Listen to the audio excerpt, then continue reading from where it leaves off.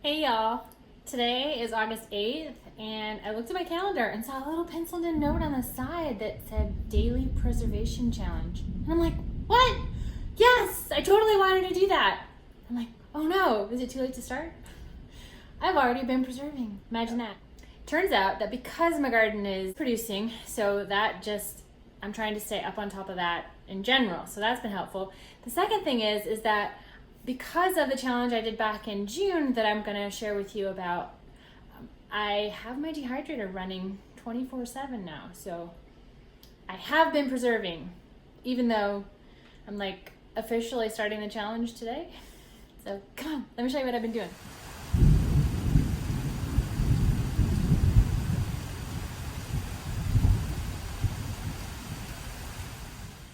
Because of that rain, I was able to stop my watering midway. So I'm super grateful for that.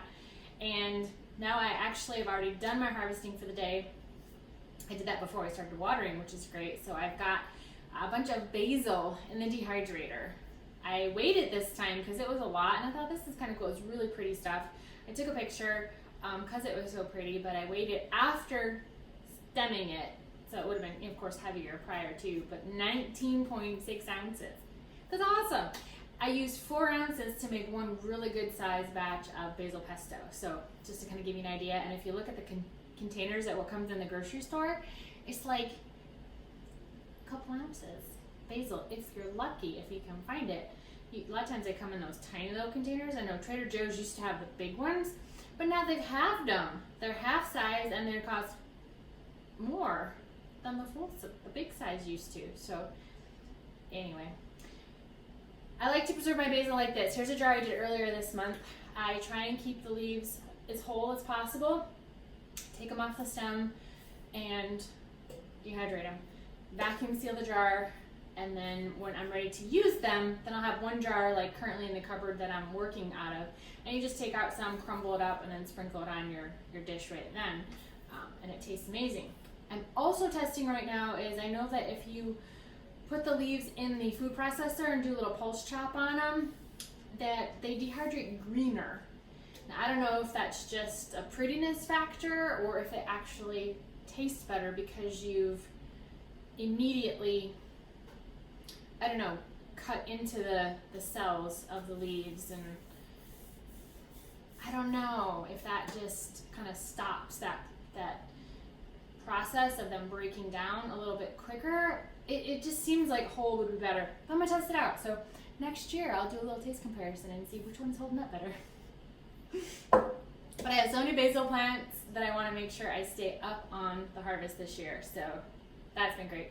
Oh, and one side note, back to June when I was really focusing on no grocery shopping and no eating out. That went really well. The couple things that I made exceptions to, like for our camping trip and pool party that we did, were great. And then I still had, it's like I just always had so much food. It was crazy. And then my husband turned out also had a week off of work that we weren't expecting. So we did go out to eat one day. We did a little staycation. And so one day when we were out, just tooling around, we did eat out. Otherwise, did great with it. Worked on digging through the freezer, and actually, I continued that June challenge into July because I was like, oh my gosh, I have so much stuff in the freezer. I worked on getting out all of my nuts. So all of the almonds, pecans, walnuts that I had in there, I took them out, soaked them to sprout them, and then I dehydrated them. And so now they're like activated and ready to go, and everything I'm going to use them in, like for making nut milks and all that. And then I put them in jars. I need more of the half-gallon size, like this one, but I had to do actually quite a few of these, unfortunately. But those are all out, and that took up a lot of space, so that was great to free that up. And there was a reason why I was telling you that. I was relating it to basil. Oh, the dehydrator. Because of that challenge, and I was like always getting stuff out, and I had the dehydrator going so much, and then you would like turn it off and try and get it back on to get the next batch in. My dehydrator is on its way out, and so it doesn't always want to start back up. So the fan doesn't come on, and so you'll just see like the heat will come on, and you could tell you like burn it out really quick. So I have to keep playing with the knob, and then finally it'll come on, but I'm just worried that at one point it won't come on again. And so I've just been leaving it running. So it's been running for 2 months now, nonstop. And I just have to keep it loaded. So that's like my inspiration to really focus me, to be motivated to get stuff done. I'm like, oh my gosh, I just took out, this morning, I took out the sweet potatoes that I had dehydrating, and I'm like, they're done already? I'm like, oh no, what am I gonna put in there? So I ran out to the garden and I got those 19.6 ounces of basil, and I threw that in. So that's going right now. That's gonna be done maybe by tonight, but probably not. I found that basil takes a while to dehydrate, mostly because I dehydrate at such a low temperature. Like herbs, I do at 95 degrees, and that just keeps them as green as possible when I dehydrate, instead of them turning like, a brown and looking all burnt. So it takes longer because it is humid here. So anyway, that was a long-winded segue to tell you about my dehydrator running 24/7.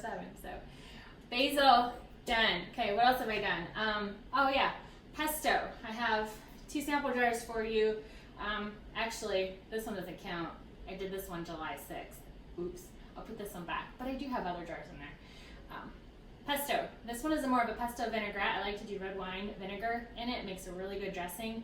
You can add a little bit more oil if you need to thin it up too. I did that one. So that's my freezer. I love doing pesto in the freezer because then it's ready to go. Take it out. It doesn't take long to thaw. By the time I'm thinking about dinner, I'm like, okay, I'm gonna make noodles or make something else that this is gonna go on, and then I take it out at the time, put it on the stove with the noodles that are cooking, and it warms up, no problem. You could also just stick it in a pot of warm water from your sink. Just pour it into a pan and set it in there. It thaws really easily. So there's that. What else have I done? Sweet potatoes. You do not have to preserve everything that's coming from your own garden. It's the only way of preservation. I bought these from Sam's Club. They're back again. They have organic sweet potatoes, 5-pound bags.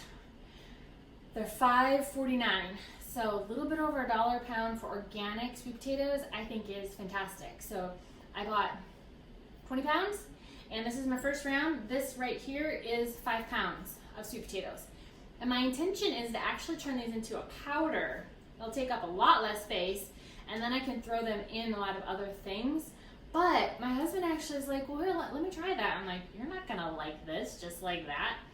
He actually enjoyed it. So he's like, no, leave some like that. We can put it on salads as a topper. And I'm like, okay, cool. So I'm gonna do some as powder, some as shreds. These come out really well. Just put them in the food processor on the shred it. They turn out really nice. I put them on a dehydrator tray with a sheet on it so they don't get stuck to the tray itself. And they overnight I dehydrate at like 115 degrees, keeps them still raw, and they get crunchy. And then again, I'll put them in a different jar here because I want to be able to vacuum seal them, but I needed to sterilize some more jars for more permanent storage, so they're there for now. More sweet potatoes. This one is actually butternut. Looks kind of similar, doesn't it? But this one I did,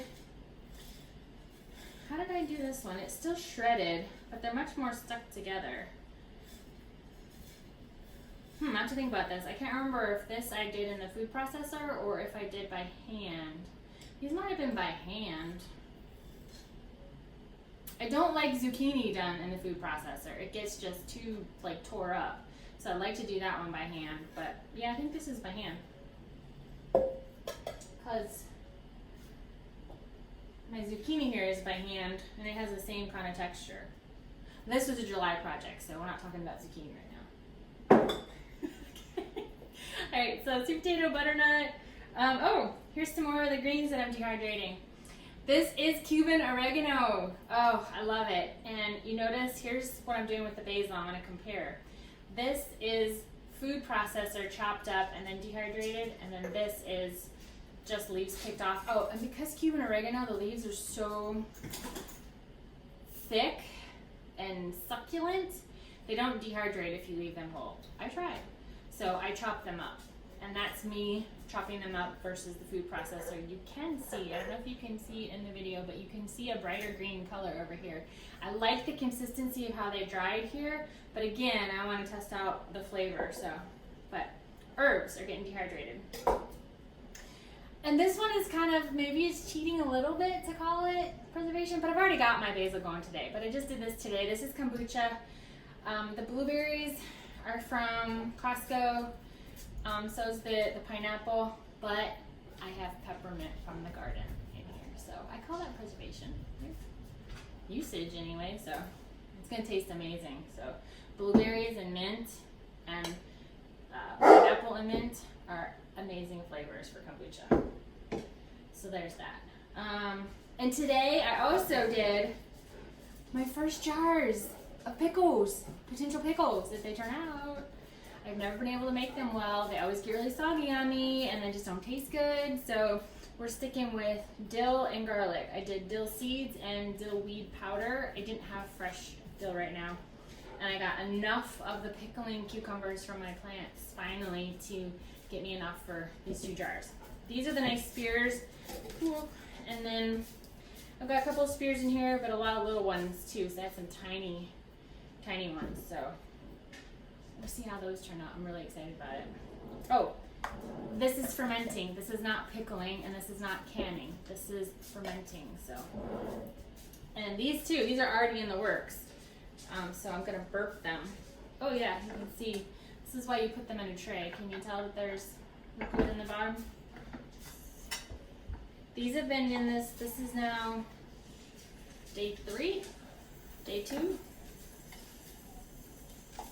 This is the second time I'm burping them. Third time, I don't know. I lose track. Either way, they're still fermenting because you got all the bubbles coming up and out.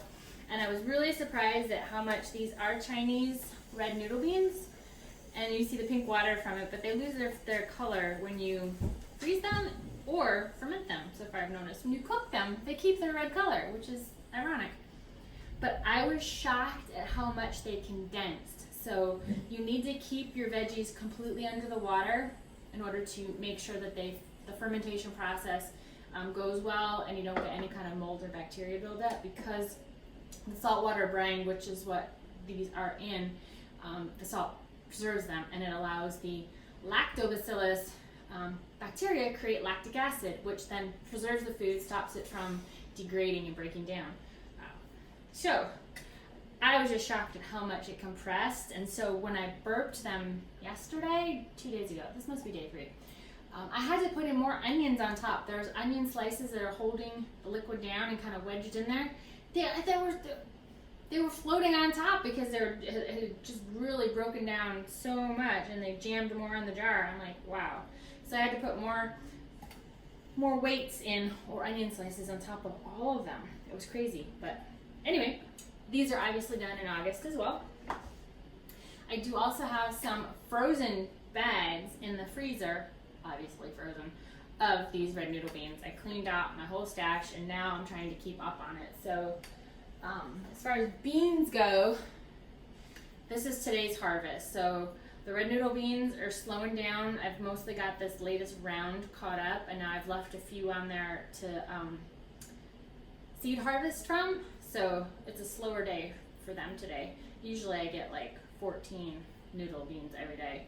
And then my asparagus and yard-long beans are starting to pick up a little bit. So this is all the beans I have. I had so many beans, it was crazy. All right, so there's that as far as what I've preserved so far this month. Oh, I did tomatoes too. Oh, and I did these beans too. I did the other asparagus beans and then a few of the Chinese red noodle beans as well. So I should burp these guys too. These I did 2 days ago, so these have to be 3 days. Oh, and I love keeping them in stick size like this, like about 4 inches or so. I could fit so many in the jar. They wedged in really well. And let's check and see if they're still under the liquid now. And I did some beans laying on their side. I don't want all the liquid to come out, so we're just gonna let it ooze out slowly. But the beans on the side up here at the top are what are wedging it down. Worked out really well. So next time for the Chinese noodle beans, I won't cut them in 2-inch pieces. I will do like the 4-inch slice, which these are. And I also did, we've been eating from it already. I did, can you see it? It's a little cloudy. Tomatoes, my first jar of fermented tomatoes. I put in some basil, garlic.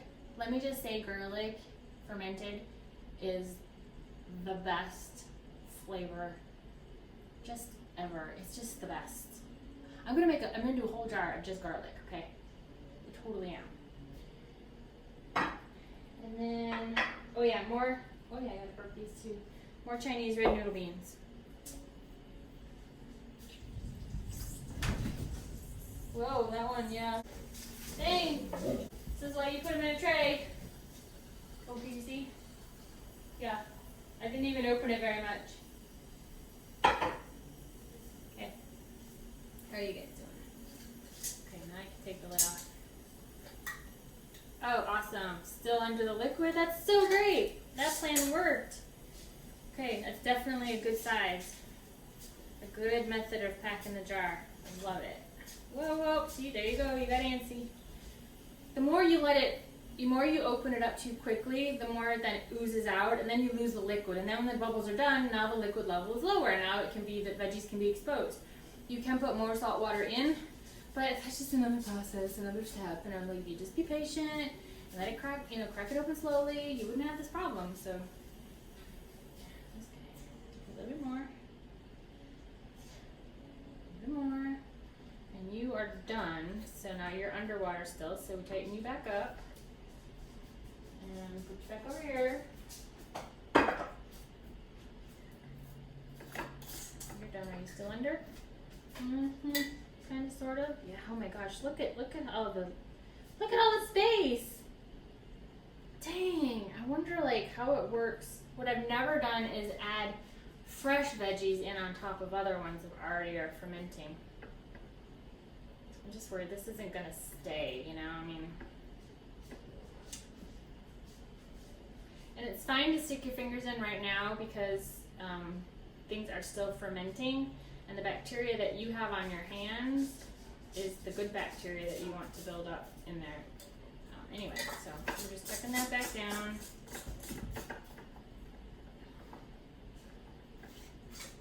Check this one. The onion's peeking out a little bit. Oh my gosh, it's crazy. Shoot, I wonder if I could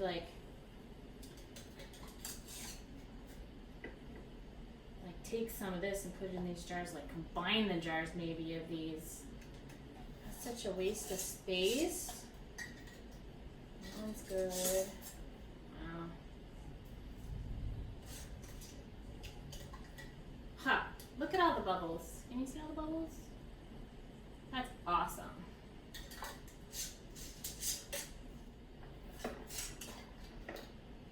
Oh, and I did that cabbage down there, but now I've got a lid in here. I've got a regular mouth mason jar lid in here, and everything's under the water, so I'm going to take out my tiny little piece of cabbage that was holding it down. Alright, cool. So that's that. We're going to let that continue to ferment. You just kind of keep it covered and dark. And out here in a warm kitchen, it's fine. Once it's done, then we'll put it into a cool location. Done is just when the bubbles stop. You can leave it sit for longer, but just taste it. Then it's just going to go much slower. And the more cool of a location you put it, and the darker location you put it, and that you keep the veggies submerged. Make sure once it's done that there's enough on it before you put it in your pantry or cupboard or cold storage or wherever. So the cooler, the darker, and the more in the no air is the longer that you'll be able to preserve these. 6 months to a year at least, and then longer too. So there's that. Couple things, a sneak peek as to what I'm going to work on this week are these. You know what these are? I just harvested these today, and I have loads more to get. I almost got it off my hands now, which is great. You can barely even tell, but definitely steaming. So that's why I stopped picking the berries and I actually started just cutting the whole stem. You know what these are? Pokeweed! Pokeweed berries! So these are something you need to be careful with. Let me just preface it that way. You do not just like eat these by the handful like blueberries. These can be very toxic, so we have to be careful with this. And I'm not going to give you any how-tos about anything yet. Just don't eat these straight, okay? That's all I'm saying. What I'm going to do with them, you have to wait. Stay tuned though. So there is staining my wood down here. I'm going to share with you what I'm doing with them in a future video. But that is going to be one of my preservation days. I'm probably going to go collect some more as well when I do that version of it. And then also, I'm calling every little bit counts. These are tomatoes that have not been cross-pollinated. I did blossom bags on them and I get to seed save. Call that preservation too. So, 3 different varieties. I'm excited about that. And this is a moment here. For 3 years in a row, I have been trying to grow San Marzano tomatoes. 3 years in a row, they all have blossom end rot, and every other tomato is fine. But like every single plant, every single tomato, blossom end rot. I'm like, I'm done with these seeds. I'm throwing them away. I'm never growing this variety again. So I'm like, why are you seed saving from a plant that's doing terrible? So the last one I picked of blossom end rot was one that was available for seed saving. I had put a blossom bag on it, right? Tossed that one. I'm like, I'm not saving from a plant like that. Then this one came up. And I actually got a second tomato off this plant right now as well. That no blossom end rot. So there's hope. There's hope. I will try and grow this now a 4th year. But I know that it's close. It's close. I'm not going to try these seeds for 4 years in a row. I guess next year to see how it does. So anyway, stay tuned for those. And I've got a crop of stuff over here. Look at these beauties. First round of tomatoes was barely keeping us in supply with, a couple tomatoes. Yeah, that doesn't need to that's not a tomato. This is the second round of tomatoes and they are starting to crank stuff out and they're doing beautiful. This is gonna be something I preserve.